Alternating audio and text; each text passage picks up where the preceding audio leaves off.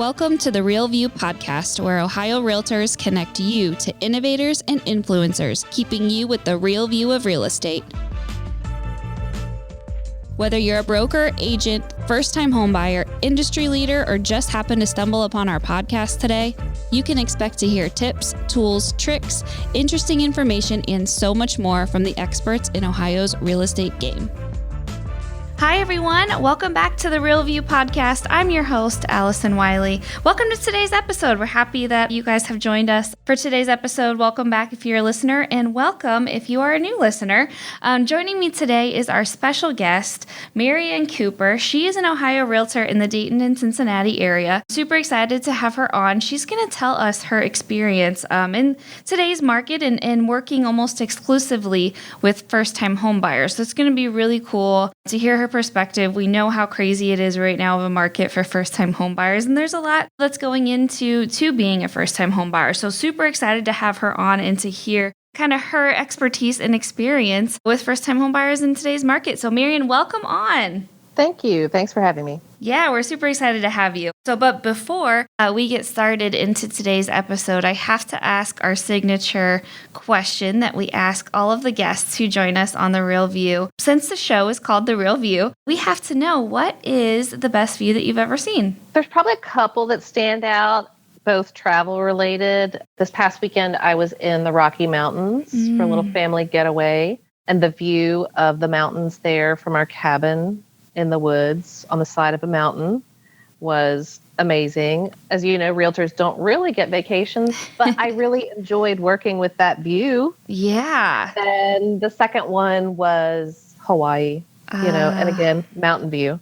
So the ocean was over. I could hear the ocean, but my view was of the mountains. And yeah, those are my best views ever. I love that. That's so pretty. Are you a mountain girl then? You sound like that's kind of, your thing. I feel like more water, but I also feel like that's just given where I've lived in my life and chosen to travel. I've taken the short trip to the lakes and that kind of stuff. But yeah, camping, mountains, outdoors, it's all good stuff. Yeah, I love that. I'm dying to go see the mountains and into the West Coast, Utah, Montana, Colorado. I am dying to get out there.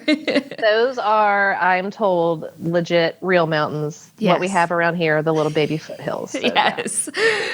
For sure. Okay, so Marian, tell us a little bit about how you got started in real estate. Was this always something you knew you wanted to do? Did you kind of happen to stumble into it? Tell us about how you got started in your career. Sure. So I'd say it's something I've probably been wanting to do for the last at least 15 years. And for me, it took gaining the confidence to take the leap into something that I thought I would be good at, that I thought I would enjoy. Turns out I was right. So this is my third different career path. I began my career as a young person in education. I was a high school English teacher. I did that for about 4 years. Decided that was not it for me. And then I went into a career in nonprofit administration. And that whole time that I really wanted to be a realtor and help people, which is basically what I was doing when I was a teacher, is basically what I was doing in nonprofit.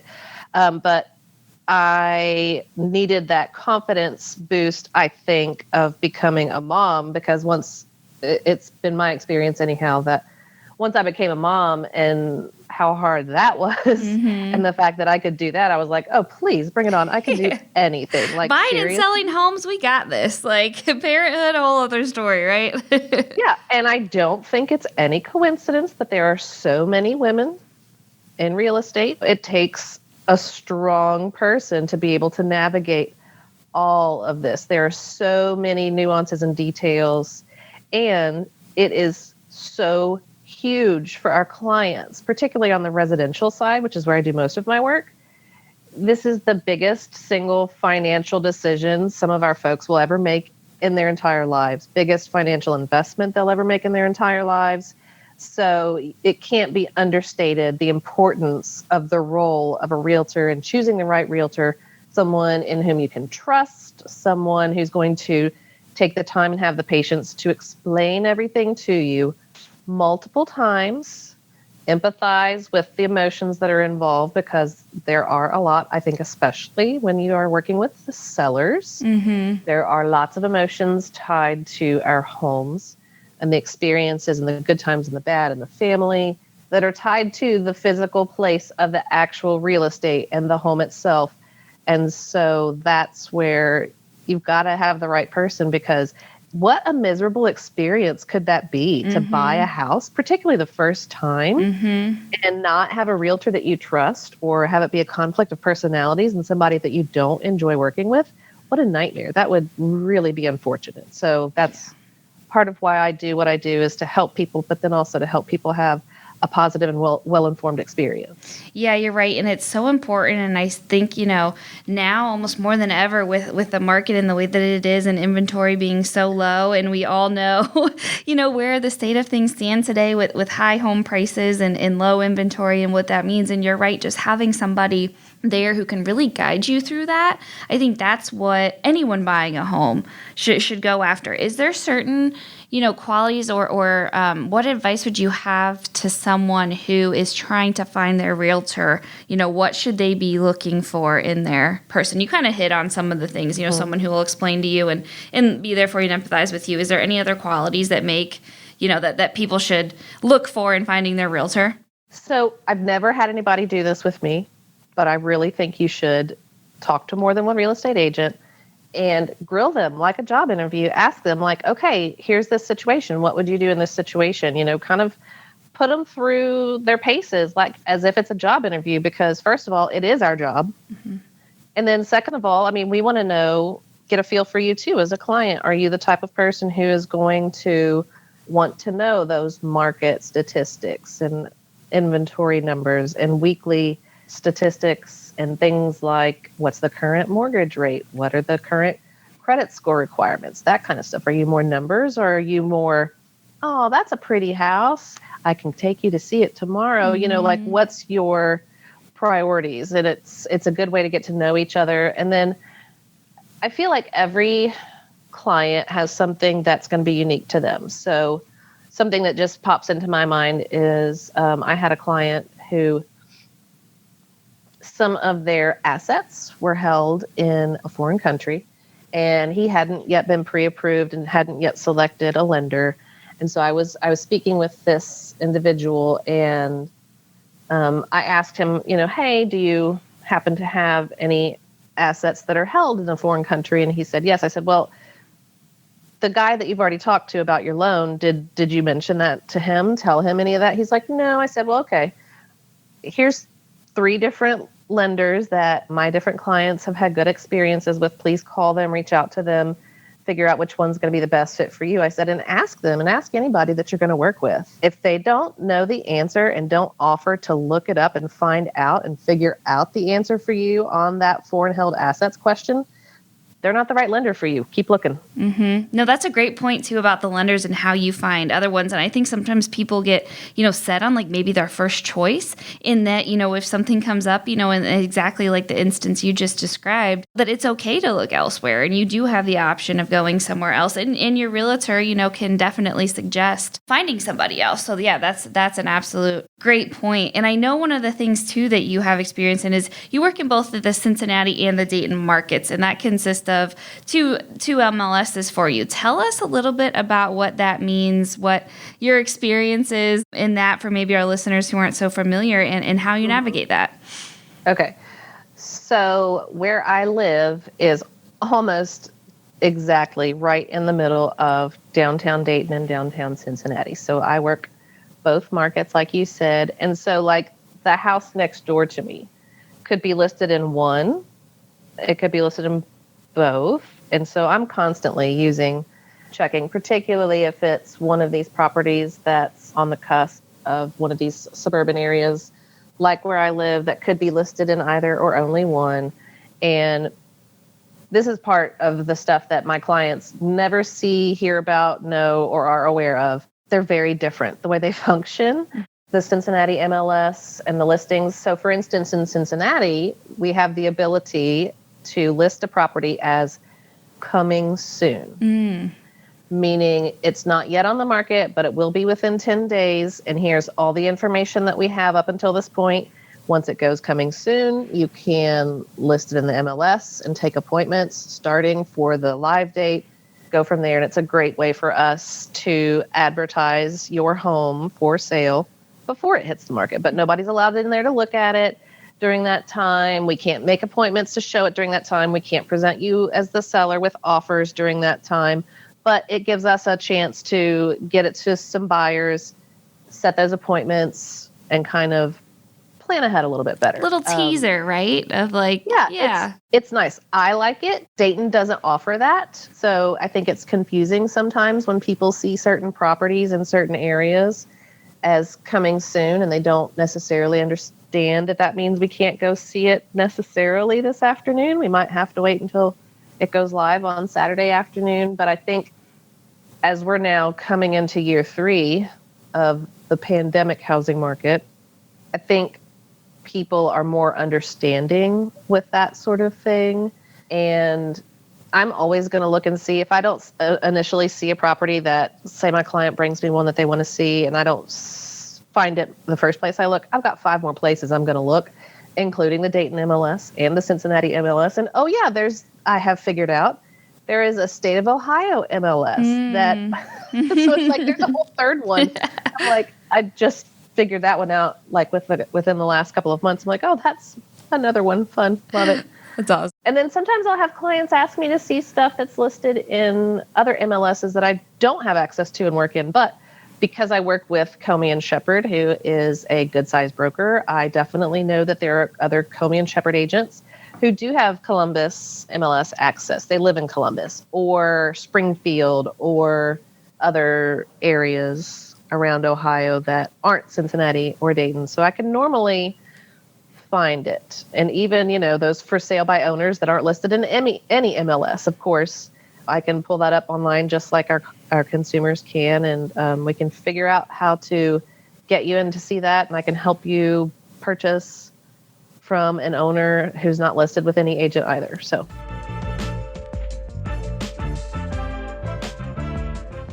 this episode of The Real View is brought to you by the Ohio Association of Community Colleges. Ohio's network of community colleges provides accessible training that accommodates the busy lifestyles of aspiring real estate professionals at half the price of a traditional university. With convenient locations in every part of the state, as well as online options, Ohio's community colleges are your smart choice for pre-licensing education. For more details or to start the journey to a real estate career, visit the education page at ohiorealtors.org and then click on the pre-license course locations. I want to kind of talk a little bit about first-time homebuyers. I know there was more first-time homebuyers, I think, in 2021 than there has been so far. So we know that this is a hot housing market. We know that there are so many individuals out there buying homes for the first time. And right before we started recording, I believe you said you work almost exclusively with first-time homebuyers. Is that correct? Right. So I've been thinking about all the clients that I've worked with, and as far as clients we closed, meaning we actually bought the house, we actually sold the house. This isn't somebody in process or somebody who worked with me for a time and then kind of fell off the radar and stopped looking. Yeah, I've only ever closed a deal representing first-time buyers. Wow. I did close a deal with a seller who obviously they had bought with a realtor previously. But in terms of the buyer side, yeah, I only work with, that's all I've had so far. So I do kind of have some interesting takes on that. Yeah, no, that's why we're here. Let's break it down. Tell us what your experience has been like. So I think number one is communication. I always like to figure out with my first-time home buyers, and I always ask during our first conversation, what's your preferred method of me to follow up with you? Are you a texter? Are you an emailer? Are you a caller? What's your preference? And I stick with that. And even if somebody says that text is their preferred, if it's 9:00 at night and it's not urgent, I'm not going to text you. I'm going to email you. And then I'm going to follow up with you and make sure you get it. And I think I like to urge my clients every step of the way to ask questions. And so I'll remind them whenever I send them the consumer's guide to agency. I will say, you don't have to sign this, but I have to give it to you and explain it. Please know that your signature on this is optional and ask questions. And then if I send them a document that their signature is required on, I always send them the text that says, please review, ask questions, and sign when you're ready. I always want them to know that it's okay to ask questions. I want you to ask questions. It's important that you ask questions and ask me the same question again and again until you get it. Mm-hmm. That's my job, is for them to feel as comfortable. I think as a first-time home buyer, if you don't feel a little nervous about it, that would concern me. For sure.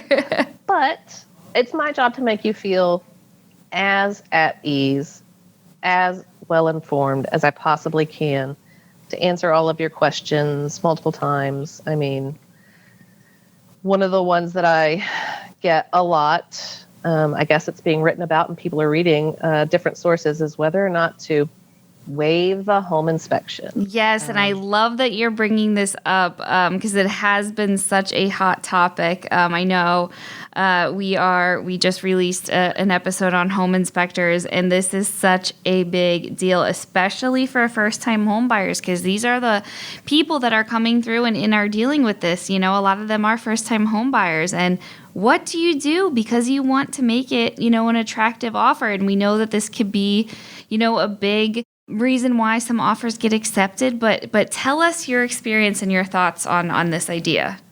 Okay, sure. So I always stick with this line. I'm always going to recommend that you get an inspection. Rely on your own inspections. Mm-hmm. The next thing I normally say is, it's my job to do whatever it is that you direct me to do, as long as it is ethical and legal. Mm-hmm. So, is it legal for you to waive your right to an inspection? Yes. Is it advisable? Probably not. Mm-hmm. So it's going to be different in some situations. Anytime that there is, and I can tell, just looking at the listing details, if there's a listing that's back on the market, I will tell my clients right away, ooh, hey, this one's back on the market. Here's what that means. And I will have already asked the listing agent, why did it fall through? When did it fall through? How many times? Did you get any inspections? Can you share those inspections? If you didn't get the report, can you tell me what the contents were? So I'll share that information with my buyer clients. And I certainly rely on the home inspection. We have a form that we give to all of our buyers that says, for your protection, get an inspection. And it's a little one-pager. It's really simple. But I always point out that if there is an existing recent home inspection report that some other client paid for, and then that deal didn't close, first of all, I'm going to figure out why it didn't close. Was it due to inspections, or was it because they couldn't agree on repairs? Was it financing? Was there some other factor? So why didn't it close? Here's the inspection that they did. Look at the date on it. You figure out for yourself, would you be comfortable with this inspection and nothing else? Do you feel the need to pay an extra $350 to $850 ballpark to get another inspection done by the inspector of your choice? Or are you okay with this? Are you comfortable with this? And just kind of listen to them and see what their thoughts are. And then, just kind of end it with, if there is one situation where the exception proves the rule, this is it. This would be the one instance that I can think of where if you decided to waive inspections because you have this recent 2 weeks ago inspection report on this home that you'd like to buy, you're comfortable with the contents, you still want to move forward with the purchase, and you're so confident in it that you are considering waiving your inspections, this is the one time when I would say, okay, that's your choice. That's what we'll do. And I wouldn't feel nauseous about it. Yeah. So, yeah, and I'm going to read through that report. Mm-hmm. I will probably point out things that I find in that report, but I'm going to make it very clear to my clients, it is your job to read and understand and ask questions about this inspection report, not mine. Mm-hmm. Mm-hmm. Yeah. Some things I noticed, but it's on you. You have to read it. You have to be comfortable with it. Yeah, for sure. And have in those instances where you have clients who say, okay, I want to go ahead and waive it. In the instance that you just described or another instance, does it make a difference in the offers? Are you finding, we know multiple offers are a thing. Is that what you're finding too, a similar experience with going up and having offers that waive or clients that do want to go ahead and waive? Is that what's been your experience? It depends on what the other offers are. Cash is king. If the other offer is cash, it doesn't matter what we're waiving. Yeah. If it's not cash, they don't care. Right. So what would be your advice then what advice do you give to your clients or first-time home buyers in making their offer really stand out? What has been some success that you've had in getting your clients' offers accepted? So for my clients and I, the most successful strategy has been taking the time to call the listing agent and saying, hey, what's most important to your client? Listening, reporting that information back to my clients, and then again, explaining pros and cons and letting them make the decision and supporting whatever decision they make. Even if it's to not offer any of the terms that the agent suggested. Yeah. Sometimes limited inspections can be advantageous. I've had that mentioned. Post-closing occupancy. Sometimes with rent paid, sometimes without rent paid. That's going to depend heavily on the financial situation of the people involved, what they're willing to do, what they can financially sustain. Those are probably two of my biggest contingencies that people find success with as first-time buyers. Yeah. Yeah, no, have you had many appraisal gaps? I know that's been kind of a thing too that's been coming up a lot is people willing to pay if there is a gap in the appraisal? I have not personally yet experienced a client who had that type of financial freedom, or I don't want to say it's always financial freedom. It's just people don't want to pay more than something is worth. Yeah. I feel like all my clients have a really good understanding of appraised value, market value. Like, why would I pay more than that? That's silly. Why would I cover an appraisal gap? Like, no house is worth that. For sure. That's just my clients. Yeah, absolutely. Yeah. So what would you say are the biggest things that first-time home buyers should think about? Or if, people are just starting to think about the home buying process and starting to get interested, what's your advice to them? I would say get started as early as you can. Don't rush it. Take your time and select a realtor with whom you really have a good connection and communication with. Ask the people you know. Who did you use? Was it a good experience? Would you recommend them? And then same with your lender. And on the flip side, ask your lenders, if you find a lender with whom you really connect, ask them, what realtors have you worked with that are awesome? Also, ask your realtor, hey, what lenders have you worked with that are really awesome? Because that's what lenders and realtors do all day, every day. We know who's good. We can give you at least 3 names. Trust me, always. Yeah. And we know, obviously we've mentioned, on the show how crazy the market is and, so many first-time homebuyers struggling to find their home due to the reasons we listed, low inventory, multiple offers, waiving of home inspections, all cash buyers, all that kind of stuff. Is there still hope for first-time home buyers out there? Should they still keep hope alive? I know it's hard to get discouraged in all of this, but what would you say to clients that you've worked with or anyone listening who hasn't had success yet and who really wants to find, their dream home? Oh, well, call me. Happy to help. You'll make it happen. Yeah. I mean, from the Great Miami to the Ohio River, anywhere in between. Yep.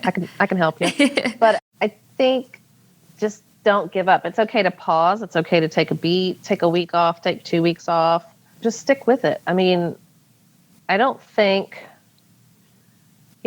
anybody who's been willing to stick with me until we got them into a house, I've never been unsuccessful. I mean, I've had, they might give up. The buyer might say, oh, you know what, we're going to take a break for a while. Totally respect that, by the way. Because, if you're looking in a neighborhood and your budget doesn't align with the market in that neighborhood, taking a break and realigning and reevaluating and maybe reconsidering what areas you're looking at is highly advisable. That's not giving up. That's taking a break, taking a breath, taking a beat, taking a step away, focus on other things for a while, save up money, get your credit improved, figure out what you can do, some little things or some big things even, save up more money. I've even had a client who the budget wasn't really getting the results in the areas that they wanted for the type of home they desired. So she made a really tough call, and I admire the heck out of her for it because I would have a really hard time doing this. She sold some of her belongings. They were very high value, high dollar belongings, but all of a sudden she had more assets and documentable. Like she could document, she had a bill of sale showing where she had sold, to whom she had sold, exactly what, dated, when, all of that.